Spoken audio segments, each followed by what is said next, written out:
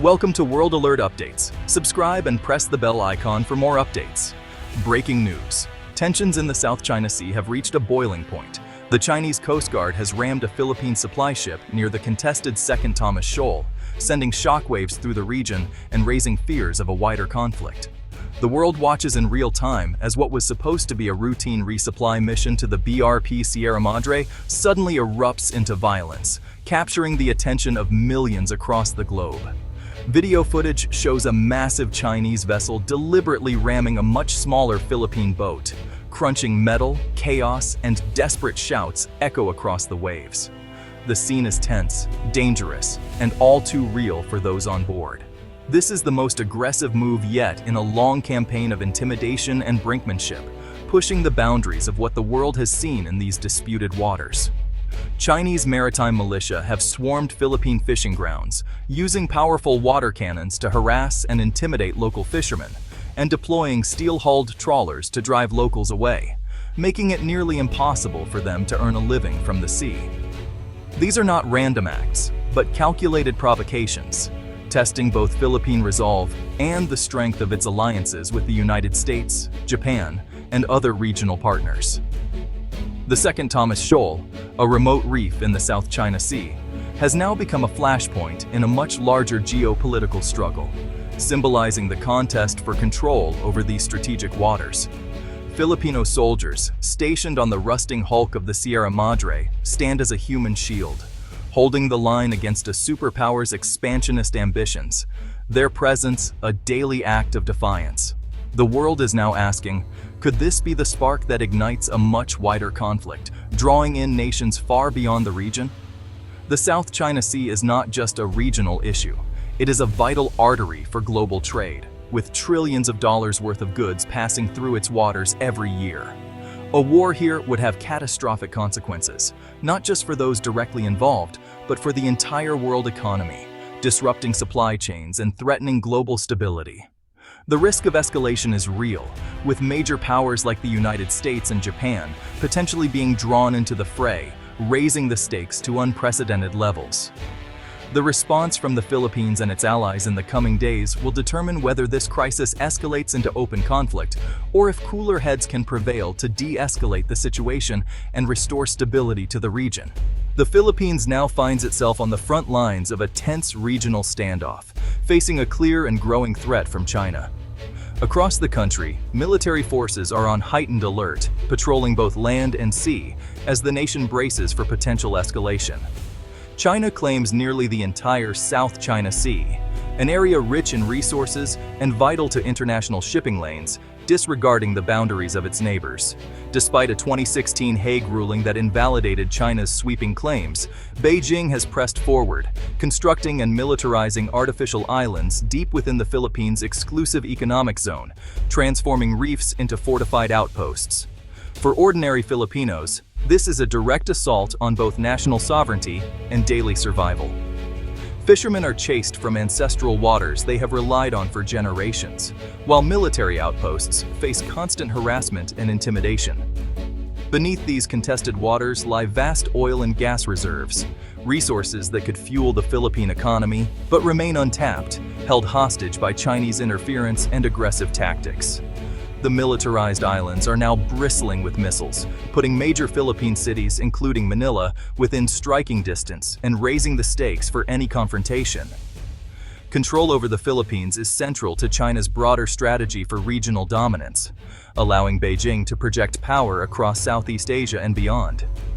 This is a slow-motion invasion, a campaign of pressure and intimidation designed to break Philippine will without triggering open war, testing the nation's resolve day by day.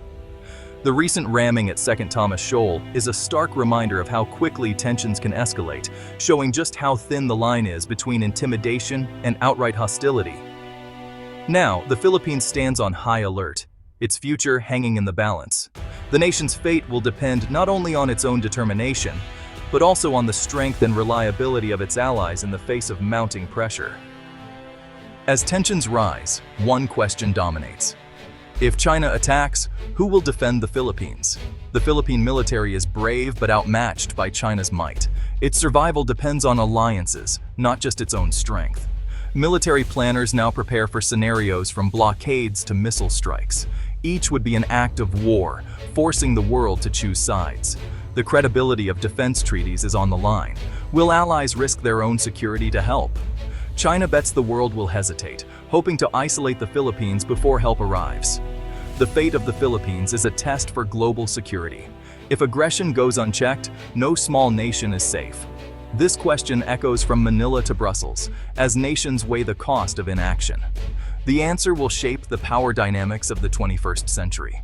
At the heart of Philippine defense lies the historic 1951 Mutual Defense Treaty with the United States, a cornerstone agreement that has shaped the security landscape of the region for over 70 years. This treaty was born out of a shared commitment to peace and stability in the Pacific, and it continues to serve as a vital shield for the Philippines. Article 5 of the treaty is unequivocal. An armed attack on either the United States or the Philippines is considered a threat to both nations, binding them together in mutual defense. In recent years, Washington has removed all ambiguity, making it clear that any attack on Philippine forces, vessels, or aircraft in the South China Sea will trigger U.S. treaty commitments, leaving no room for doubt or hesitation. This ironclad promise means the United States would be obligated to respond, likely with military force, to defend its ally. The commitment is not just words, it's a pledge backed by real power and resolve. The U.S. Indo-Pacific Command maintains detailed contingency plans, ranging from intelligence sharing and surveillance to the rapid deployment of carrier strike groups and advanced military assets. The Enhanced Defense Cooperation Agreement, or EDCA, allows U.S. forces to rotate through 9 strategically located Philippine bases, giving both nations the ability to respond quickly and effectively to any crisis that may arise. These sites are not permanent U.S. bases, but they provide essential access for joint operations, training, and logistics, strengthening the alliance's ability to act as one. In the event of a crisis, these locations could be used to launch fighter jets, deploy Marines, and support Philippine defense operations, ensuring a swift and coordinated response.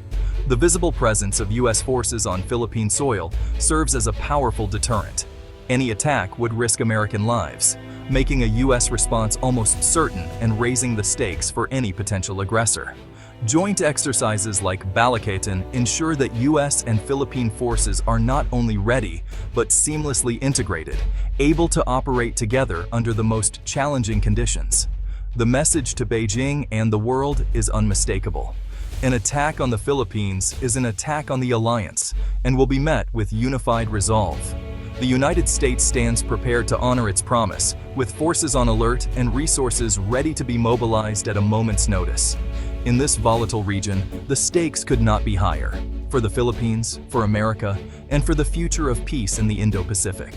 Japan, once bound by pacifism, is now a crucial security partner for the Philippines. Alarmed by China's assertiveness, Tokyo has redefined its defense policy, linking Philippine security to its own.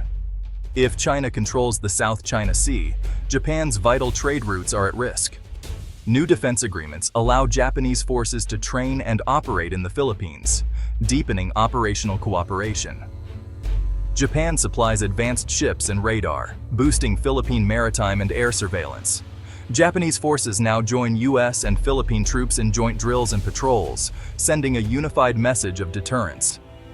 While Japan's constitution limits offensive action, its support in logistics, intelligence, and rear area security would be critical in any conflict. Australia has stepped up as a steadfast partner, sharing concerns over freedom of navigation and the rule of law. Joint amphibious exercises and a new strategic partnership have deepened military cooperation. Australia is negotiating a reciprocal access agreement, enabling more frequent joint training and operations. Australian naval vessels now join multilateral patrols in the South China Sea, presenting a united front. Long-standing training programs and military advisors build trust and interoperability. While there's no formal defense treaty, Australia's actions, joint patrols, exercises, and capacity building show clear support. Australia stands with the Philippines for a stable, rules-based order. ASEAN, the regional bloc, faces a major challenge if China attacks the Philippines. Consensus-based decision-making makes a unified response unlikely. Some members are too dependent on China to act. The bloc is divided. Cambodia and Laos often block criticism, while others prioritize economic ties. Statements are usually neutral, frustrating frontline states like the Philippines and Vietnam. Still, Vietnam and Malaysia would likely offer strong diplomatic support and increase their own readiness. Intelligence sharing and quiet coordination may occur, but ASEAN has no standing army or defense pact. Its role would be diplomatic, not military. In a crisis, the Philippines must look beyond ASEAN for real help. Beyond treaty allies, a wider circle of nations supports the Philippines to keep the Indo-Pacific free and open. The UK, France, Germany, and the Netherlands send naval vessels for freedom of navigation operations, signaling opposition to China's claims. While unlikely to send combat forces, European nations could lead sanctions, provide aid, and share intelligence. Their involvement internationalizes the conflict, making it a global issue. Canada and South Korea have strengthened defense ties, joining exercises and supplying advanced equipment. India, with its own disputes with China, adds another layer of support. This growing coalition sends a message. China's aggression is isolating it and uniting the world. The Philippines does not stand alone. The Philippines stands at the center of a powerful network of alliances, a modern fortress built on shared values and collective will. The U.S. Mutual Defense Treaty is the bedrock, now reinforced by U.S. presence and constant joint training. This alliance forces China to weigh the risk of direct conflict with America. Japan's proactive engagement and Australia's unwavering commitment add critical layers of support. Trilateral and quadrilateral cooperation create a synergistic effect, amplifying deterrence. While ASEAN is divided, global partners like Europe, Canada, and South Korea show the world is watching. United, this coalition sends a clear message: peace and stability in the Indo-Pacific will be defended.